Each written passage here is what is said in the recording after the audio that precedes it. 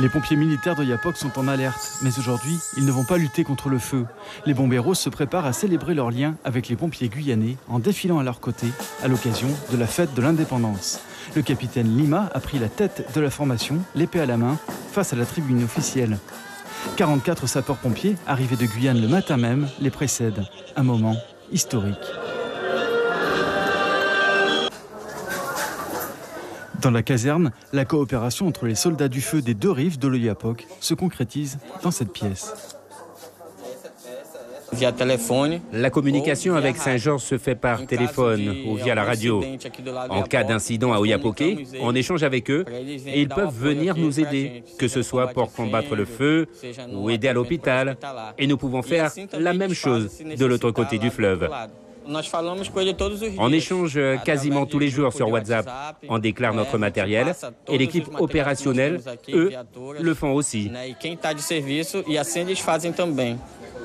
4 exercices transfrontaliers ont lieu chaque année. La coopération passe aussi par des échanges de formation, notamment sur les risques chimiques et biologiques. Les moyens matériels de ces soldats du feu dépendent de leur état-major, basé à Macapa, à plus de 400 km d'ici. Les bomberos sont un corps militaire, ils n'ont pas de budget autonome et doivent composer avec des locaux spartiates. Cette coopération est fondamentale. C'est un appui important parce que nous sommes peu nombreux et loin de la capitale, de l'Amapa. En cas de grosse opération, on peut toujours compter sur cet appui. Nous sommes isolés et là, on peut avoir des renforts en véhicules et en personnel.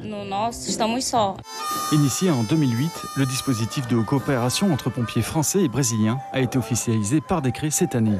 Un nouveau programme vient même d'être lancé visant à sécuriser les communications. On a les mêmes transmissions, qu'on puisse, en cas de rupture chez nous, pouvoir basculer sur eux et inversement. Donc c'est vraiment un projet. Alors c'est ça, ce serait l'aboutissement, on espère, d'ici 2020-2024. Mais c'est un projet que le président Macron a annoncé en personne. De quoi envisager de nouvelles perspectives de coopération entre les deux rives de l'Oiapoque.